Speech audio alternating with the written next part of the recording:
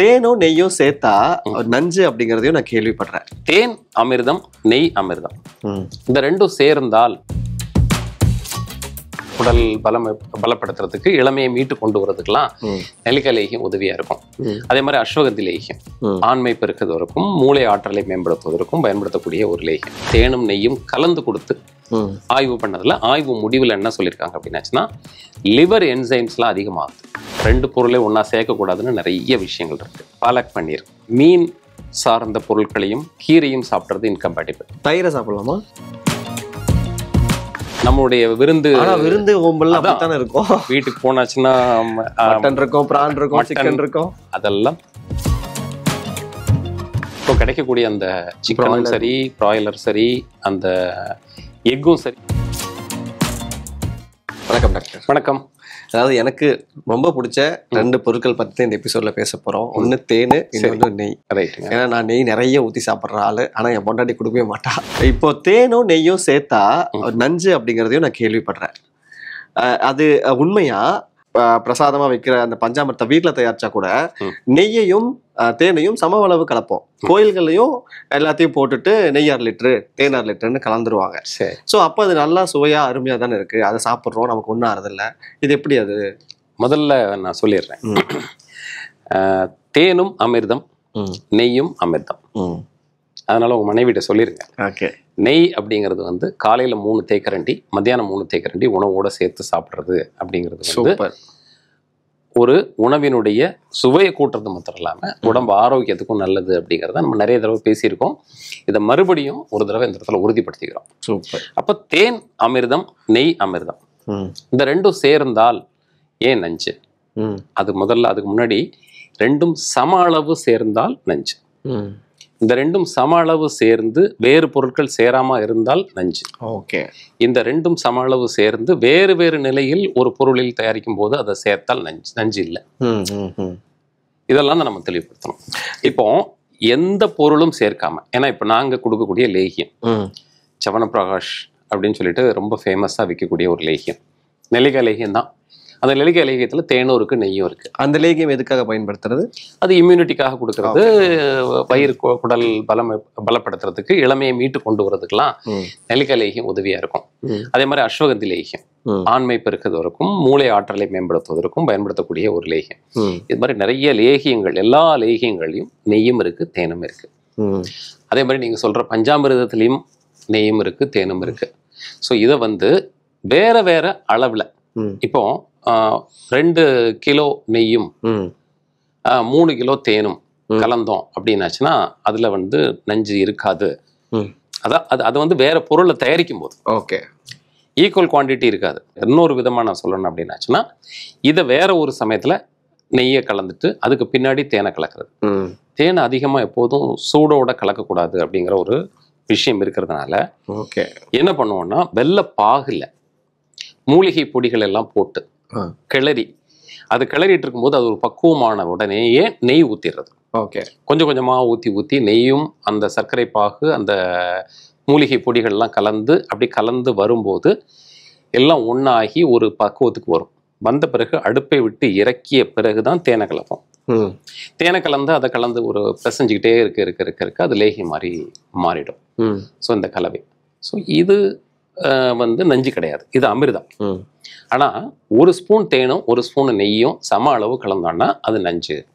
Okay. அப்படிங்கறதான் சித்த மருத்துவமும் சொல்லுது, ஆயுர்வேதமும் சொல்லுது. இதுல காரணம் என்ன அப்படின்னாச்சுன்னா, இந்த தேன் அப்படிங்கிறதுல வந்து ஒரு மாதிரி காம்ப்ளெக்ஸ் பாலிசாக்கரைட்ஸ்ன்னு சொல்லுவாங்க. அதாவது ஒரு பல்முகமாக கலந்திருக்கக்கூடிய ஒரு இனிம பொருட்கள் சேர்ந்திருக்கக்கூடிய ஒரு பொருளும் அது காம்ப்ளெக்ஸா இருக்கும்.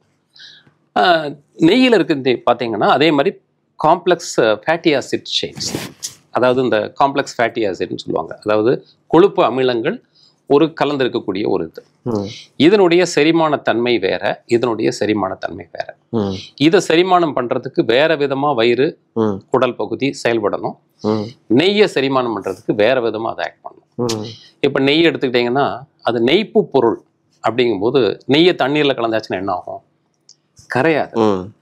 அது ரெண்டும் சேர்ந்து ஒரு மாதிரி அரைக்கும் போது எமல்சிஃபிகேஷன் பேர், கூழ்மம் மாதிரி அது மாறிடும். ஓகே. ஸோ அந்த கூழ்மம் ஆகிறது ஃபர்ஸ்ட் ஸ்டேஜ். அதுக்கப்புறம் அதில் சில என்சைம் ஆக்ஷன்லாம் நடந்த பிறகு அது சின்ன சின்ன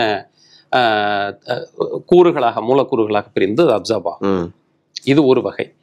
அந்த தேன் செரிமானம் ஆகும்போது அது வந்து குடல்ல வந்து பரிமாணமாகி வேற மாதிரி அது அப்சார்ப் ஆகிறது வேற ஒரு வகை.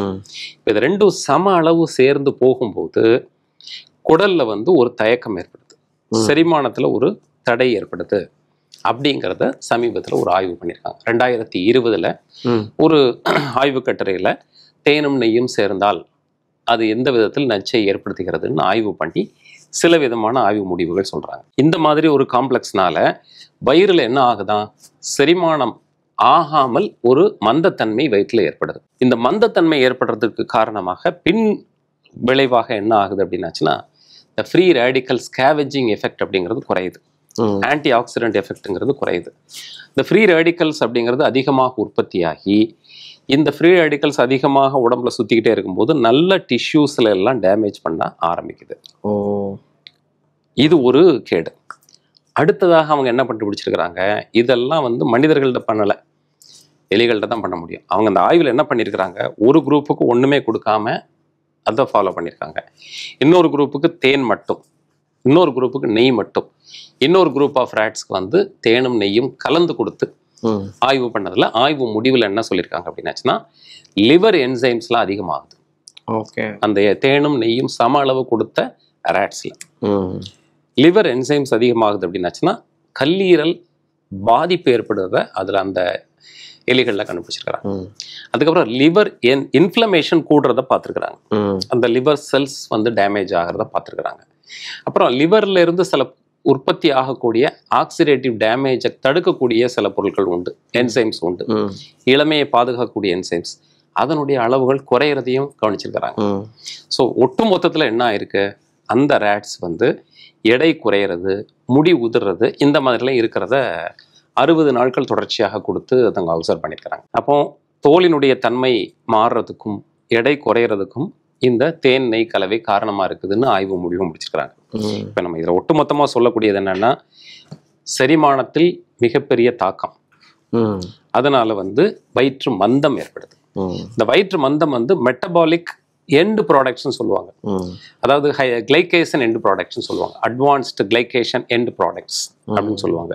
இது வந்து அதிகமாக உற்பத்தி ஆகிறதுக்கு ஒரு வாய்ப்பாக அமைஞ்சு இது வந்து மைக்ரோவாஸ்குலர் டேமேஜஸ், சின்ன சின்ன இரத்த குழாய்களில் வந்து பாதிப்புகள் ஏற்படுறதுக்கு ஒரு காரணமாக அமைகிறதாக சொல்கிறாங்க. இவ்வளவு பயோகெமிக்கல் சேஞ்சஸ், டிஷ்யூ டேமேஜஸ்லாம் வர்றதுனால தான் இதை இப்போ கொடுக்கக்கூடாதுன்னு அந்த கன்க்ளூஷனில் அவங்க சொல்லி முடிச்சிருக்கிறாங்க. இது மாதிரி 2-3 இருக்குது. ஆனால் இந்த ஆய்வு கட்டுரை சமீபத்தில் நடந்த ஒரு ஆய்வு கட்டுரை. இப்போ நாம் ஏன்ஷியன் பீரியடில் சித்தர்கள் சொன்னதும் ஆயுர்வேத மருத்துவ நூல்களில் சொல்லியிருக்கிறதும் உறுதிப்படுத்துகிற மாதிரி இந்த ஆய்வு முடிவு இருக்குது. அதனால் எதுக்கு நம்ம வந்து இது ரெண்டையும் சேர்க்கணும், தனித்தனியாகவே பயன்படுத்திப்போம். தேனை காலையில் சாப்பிடுங்க, எழுந்த உடனே காலை உணவோட நெய் போட்டு சாப்பிடுங்க, மத்தியான உணவோட நெய் போட்டு சாப்பிடுங்க. ராத்திரி தூங்குவதற்கு 1 மணி நேரத்துக்கு முன்னாடி ஒரு தேனை நல்ல வாயில் போட்டு சுவைத்து 1 டம்ளர் குடிச்சு பண்ணினாச்சுன்னா இது வந்து உடம்புக்கு தீங்கை விளைவிக்காமல் நன்மை கொடுக்கும். உணவுப் பொருட்கள் ரெண்டை கலக்கிறதுக்கு முன்னாடி அது ரெண்டும் எப்படி சேராது அப்படிங்கிறத கொடுக்கறதுக்கு பதார்த்த குண சிந்தாமணி அப்படிங்கிறதும் இன்னும் சில சித்தர் நூல்களும் நிறைய வழிகாட்டிகளை நம்ம கொடுத்துருக்குது. அதே மாதிரி இன்கம்பேட்டிபிள் ஃபுட், அதாவது 2 பொருளை ஒன்றா சேர்க்கக்கூடாதுன்னு நிறைய விஷயங்கள் இருக்கு. பழங்களையும் தயிரையும் சேர்க்கக்கூடாது, கீரையும் பால் சார்ந்த பொருட்களையும் சேர்க்கக்கூடாது. கீரையும் பால் சார்ந்த பொருட்கள் அப்படின்னாச்சுன்னா இப்போ வந்து நிறைய ஃபேமஸ் வந்து பார்த்தீங்கன்னா பாலக் பன்னீர். பன்னீர் வந்து பாலாடை கட்டி, இது வந்து கீரை, இது ரெண்டையும் சேர்க்கறது வந்து ஒரு மாதிரி சேரக்கூடியாத பொருட்கள், உடல் பாதைகளை ஏற்படுத்தும். அதான் சாப்பிடும்போது ஃபால்ஸ் ஃபுட் காம்பினேஷன் தான். அதே மாதிரி மேங்கோ லஸ்ஸி இப்போ நிறைய விற்கக்கூடிய இடம். ஆமாம், மாங்காவும் அதாவது மாம்பழத்தையும் தயிரையும் கலந்து கொடுக்குறது வந்து இன்கம்பேட்டிபிள். அதே மாதிரி மீன் சார்ந்த பொருட்களையும் கீரையும் சாப்பிட்றது இன்கம்பேட்டிபிள். தயிரை சாப்பிடலாமா? மீனும் தயிரும் சேர்க்கறதும் தப்பு. ஓகே. அசைவ உணவுகள் அப்படின்னு எடுத்துட்டாலே பொதுவா நாங்க சொல்ற விஷயம் என்னன்னா, ஒரே ஒரு அசைவ உணவு, இப்போ மீன் சாப்பிட்டாங்கன்னா மீன் மட்டுமே சோறில் போட்டு, அல்லது மீன் குழம்பு மட்டுமே இட்லியோட தொட்டு, அல்லது மீன் குழம்பு மட்டுமே தோசையோட தொட்டு சாப்பிட்டு முடிச்சிருங்க. சரி, வேற அசைவ குழம்பையும் சேர்க்க வேண்டாம், வேற சேர்க்கக்கூடாது. நம்மளுடைய சிக்கன், நம்மளுடைய விருந்து ஓம்பல் அப்படித்தானே இருக்கும். வீட்டுக்கு போனாச்சுன்னா மட்டன் இருக்கும், பிரான் இருக்கும், சிக்கன் இருக்கும், அதெல்லாம் சேர்க்கக்கூடாது அப்படிங்கிறது. ஒரு பத்திரிகையில இருந்து ஒருத்தர் வந்திருந்தாரு. அவர் என்கிட்ட கேட்டார், இந்த மாதிரி அசைவம் சார்ந்து ஒரு கட்டுரை வேண்டும், அதை பத்தி நீங்க கொஞ்சம் சில விஷயங்கள் நாங்கள் அதில் போடணும் அப்படின்னு கேட்டும்போது, நான் அசைவம் சாப்பிட்றது இல்லை, அதனால அசைவம் சாப்பிடக்கூடிய மருத்துவர்கள்ட்ட போய் நீங்க கேளுங்க அப்படின்னு சொல்லிட்டேன். அதுக்கப்புறம் அவருக்கு தேவையான தகவல் கிடைக்கலன்னு ஒரு சில வாரங்கள் கழித்து மறுபடியும் என்கிட்டே வந்தார். அப்போ 2 நாள் எனக்கு டைம் கொடுங்க, நான் கொஞ்சம் அதில் சில உள்ள என்னதான் இருக்குது அப்படிங்கிறத நான் பார்த்துட்டு கொஞ்சம் தெளிவான விளக்கம் கொடுக்கலாம் அப்படின்னு சொல்லி கேட்டேன். உங்களை மாதிரியே நிறைய கேட்டபோது, அப்போ நான் அதில் ஒவ்வொரு விஷயங்களா பார்க்குற போது, இப்போ அசைவம் சாப்பிட்றவங்களுக்கு ஒரு வழிகாட்டி கொடுக்கணும் அப்படிங்கிறதுக்காக சில பாயிண்ட்ஸ் எடுத்தோம். அதில் முக்கியமாக தெரிஞ்சுக்கிட்ட விஷயம், 2 அசைவ பொருட்களை ஒன்றாக சேர்க்கக்கூடாது அப்படிங்கிறது நான் தெரிஞ்சுக்கிட்ட முக்கியமான விஷயம். சாப்பிடலாம், தாராளமாக சாப்பிடுங்க. இப்போ மீன் ரொம்ப பிடிக்கும் அப்படின்னாச்சுன்னா சோறு எல்லாத்தையுமே விட்டுடுங்க. சரி, மீனை வேக வச்சு உங்களுக்கு பிடிச்ச மாதிரி சாப்பிடுங்க. சரி, மீன் குழம்பு இருந்ததுன்னா அப்படி மீனை மாத்திரம் சாப்பிட்டு ஒருவேளை உணவை முடிச்சுக்கோங்க. சரி, இப்போ வெள்ளாட்டுக்கறி சமைக்கிறீங்க, தரமான பொருள் கிடைக்குது அப்படின்னா அதை சாப்பிடுவர்களுக்காக சொல்லுங்க, அதை செஞ்சு சாப்பிடுங்க. 2 இதை கலக்கும் போது கட்டாயமாக உடல் அது ஒரு வேலை, இது ஒரு வேலையா சாப்பிடலாமா? ஒரு நாள் ஏன் 2 சாப்பிடணும்? சரி, அப்படி ஒரு 2 நாள் விடுங்களேன். சரி, வயிறை கொஞ்சம் ஃப்ரீயா விட்டுட்டு அப்புறம் 2 நாள் கழிச்சு சாப்பிடுங்க. ஸோ இதுதான் இருந்து சாப்பிடணும்னு நினைக்கிறவங்களுக்கு மிகப்பெரிய ஒரு ஏமாற்ற செய்தியா இருக்கும்னு நினைக்கிறேன். இது நாம மறுபடியும் சொல்றேன், விகடனுக்காக சொல்லக்கூடிய கருத்துக்கள் அப்படிங்கிறது நலம் சார்ந்தே. கண்டிப்பா, ஏன்னா நம்ம நிறைய விஷயங்கள் சைவம் சார்ந்தே தான் பேசிட்டு இருக்கோம். இப்போ அசைவ உணவு சாப்பிட்றவங்களுக்காக சில வழிகாட்டு இருக்குது. இப்போ சாப்பிடவே கூடாது அப்படின்றது மாதிரிலாம் நம்ம இல்லாம சாப்பிடுவர்களுக்கு ஒரு முறையான வழிகாட்டுதல் கொடுக்கணும். அப்ப அந்த வழிகாட்டுதல் கொடுக்கறதுல இது மாதிரியான சில கருத்துக்களை நம்ம சொல்லிதான் ஆகணும். இது நான் ஆய்வு பண்ணதுக்கு பின்னாடி தான் தெரிஞ்சது.